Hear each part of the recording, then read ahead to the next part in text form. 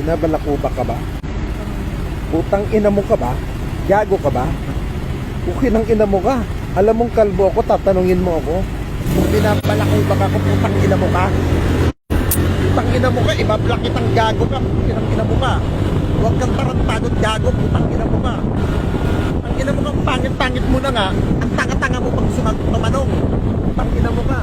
Pinapahalata mong bobo ka.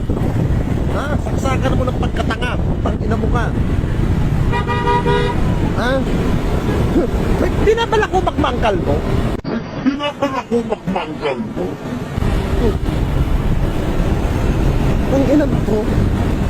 Tapos, buti nga wala pa nagtatanong yan. Kahit nagsashampoo ka ba? May mga ganong tanungan mga putang inang yan eh.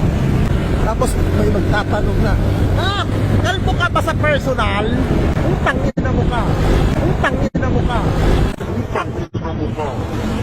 Alam mo lang ang kalbo, putang ina mo ka. May mga